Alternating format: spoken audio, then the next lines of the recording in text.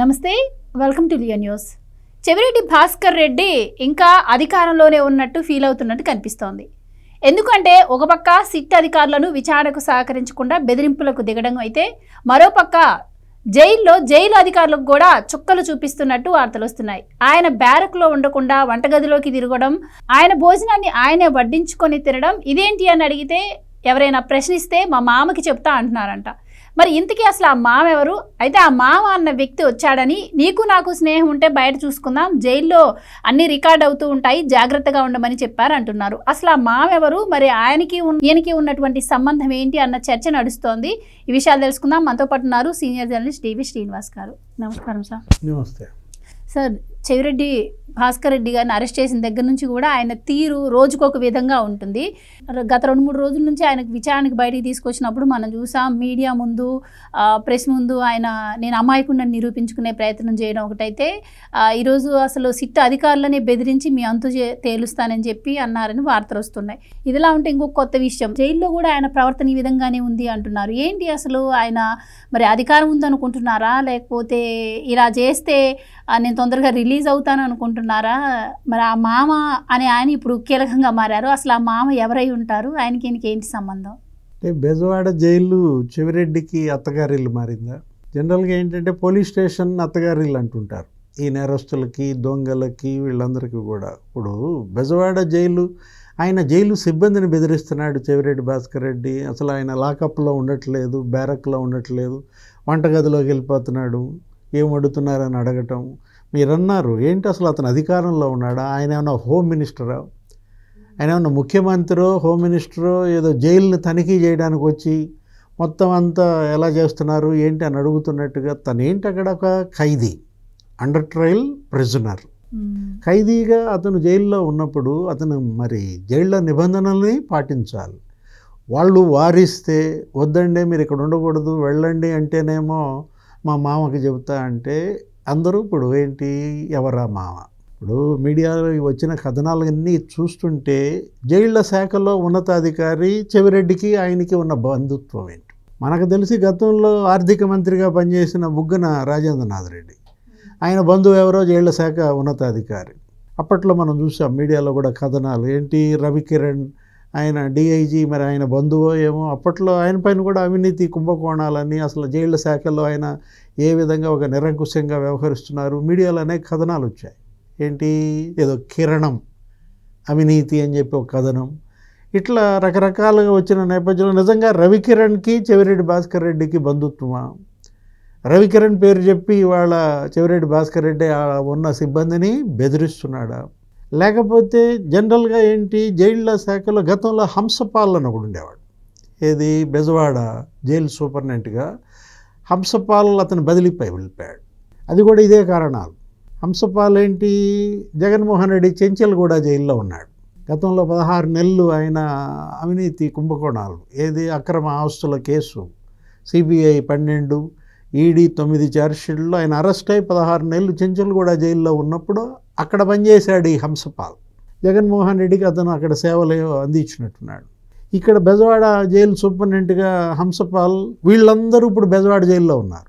ఎవరు? లిక్కర్ ఆ స్కామ్లో అరెస్ట్ అయిన రాజకస్ రెడ్డి, సజ్జల శ్రీధర్ రెడ్డి, ఇప్పుడు చెవిరెడ్డి భాస్కర్ రెడ్డి దాకా దగ్గర 11 మంది ఆ జైల్లో ఉన్న నేపథ్యంలో ఆయన బదిలీ చేశారు. ఏది ఇట్లాగే వార్తలే వచ్చాయి. వీళ్ళందరికీ ఆయన ఏదో కొంత మేళ్లు చేస్తున్నాడు, కొంచెం సెల్ ఫోన్లు ఇవ్వడం, లేకపోతే ఇంక వాళ్ళకి కావాల్సిన వసతులు సమకూర్చడం. ఈ వార్తల నేపథ్యంలో ఆయన ఏం చేశారు? రాజమండ్రి జైలుకి బదిలీ చేశారు, నెల్లూరు ట్రైనింగ్ సెంటర్ ఏదో చూసుకోమన్నారు. అసలు మరి ఇవాళ చెవిరెడ్డికి ఆ జైళ్ళ శాఖలో ఎవరు అతని సహకరిస్తోంది?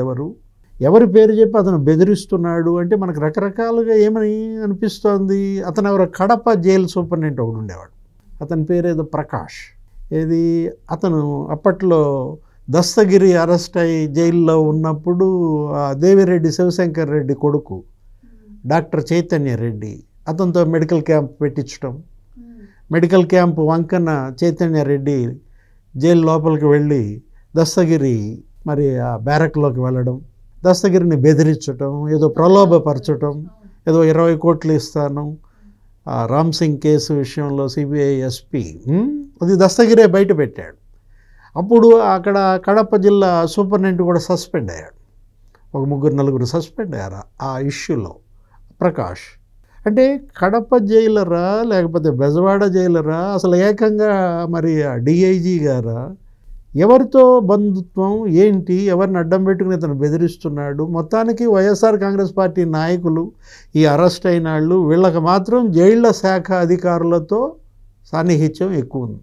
బంధుత్వాలు ఉన్నాయా, సంబంధాలు ఉన్నాయా, లేకపోతే డబ్బు వెదజల్లుతున్నారా?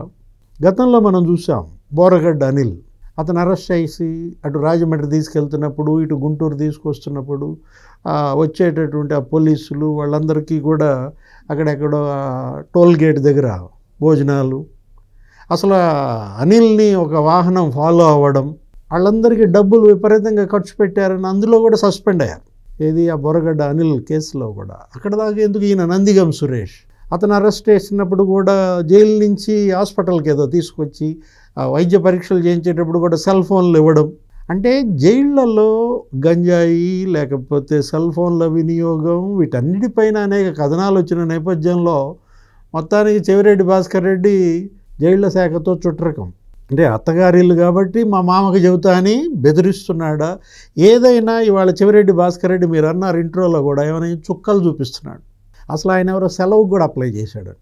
ఇతని పోరు తట్టుకోలేక, ఇతని కంట్రోల్ చేయలేక ఆ జైళ్ల శాఖలో పనిచేసే అధికారి, నేను అర్జెంటుగా ఒక 4 రోజులు సెలవు పెట్టి వెళ్ళిపోతే ఈ టార్చర్ నేను భరించలేకపోతున్నానని అన్న నేపథ్యంలో కోపం వస్తే ఆయన బ్యారక్లోని గేట్లను కూడా ఆయన కాలుతో తంతున్నాడు అని చెప్పి కూడా కొన్ని వార్తలు వస్తున్నాయి. అదేంటి, ఆ పిఏ ఇద్దరిని అరెస్ట్ చేశారు కదా, ఎవరు బాలాజీ యాదవ్, నవీన్ కృష్ణ, వాళ్ళిద్దరిని అరెస్ట్ చేసినప్పుడు ఈయన జైలుకి వాళ్ళని తీసుకురాలేదంట. తనున్న జైలుకి నా అనుచరులు ఇద్దరిని తీసుకురాకుండా గుంటూరు జైల్లో పెట్టారు. అక్కడ గుంటూరు జైల్లో పెట్టడం ఏంటి అని చెప్పి ఒక ఫ్రస్ట్రేషన్. వాళ్ళు ఎక్కడ నిజాలు చెప్తారో, వాళ్ళని మరి ఒత్తిడికి గురి చేస్తే, ఏమన్నా పోలీసులు ప్రశ్నిస్తే ఎక్కడ మొత్తం అంతా స్కామ్ ఎలా చేశారనేది చెప్పేస్తారన్న ఆ అసహనంతో ఈ సెల్ ఏంటి ఆ తలుపులు దనడం. అక్కడ దాకా ఎందుకు, మనం సిట్ అధికారులకు కూడా చుక్కలు చూపిస్తున్నాడు కదా. ఆ పేపర్ల మీద సంతకం పెట్టండి అంటే ఆ పేపర్లన్నీ చించి ముఖాన్ని ఇసిరేయటం. ఆ తర్వాత ఏంటి, మొత్తం మీ అందరి పేర్లు నాకు తెలుసు, సిట్ అధికారులంతా కూడా నేను బయటకు వస్తా, మీ అంతు చూస్తా, మీ సిట్ కార్యాలయం ఎదుటే ఇల్లు అద్దెకి తీసుకుని ఉంటా. ఇదే మామూలు ఏంటంటే అతను ఒక రౌడీ షీటర్ లాగా బిహేవ్ చేస్తున్నాడు. అంటే ఏదైతేనే ఈ 3 రోజులు ఇంట్రాగేషన్ నుంచి అయితే ఆయన ఎస్కేప్ అయ్యారు. 200 ప్రశ్నలు అడిగితే ఏం సమాధానాలు రాలేదంటున్నారు. సో ఆయన బిహేవియర్ మొత్తం రికార్డ్ అయింది, అది కోర్టులో సబ్మిట్ చేస్తామని కూడా అధికారులు చెప్పారు.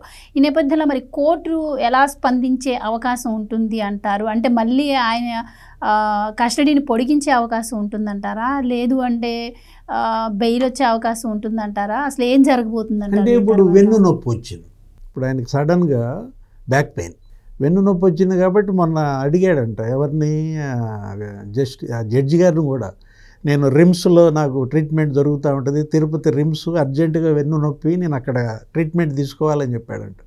సరే అంత దూరం వద్దులే, ఇక్కడ విజయవాడ దగ్గరే ఇంకో చోట ఎక్కడో హాస్పిటల్లో ట్రీట్మెంట్ చేయించండినో ఏదో అన్నట్టున్నాడు. అంటే రకరకాల పన్నాగాలు, ఏదో రకంగా ఈ కస్టడీని బయటపడాలా, ఏదో రకంగా ఈ సిట్ యొక్క విచారణని తప్పించుకోవాలా, ఎత్తుల మీద ఎత్తులేస్తున్నటువంటి పరిస్థితుల్లో మొత్తానికి అత్తగారింట్లో మర్యాదలు బాగా జరుగుతున్నాయి. థ్యాంక్ యూ సో మచ్ అండి. Please subscribe to Leo news for more videos.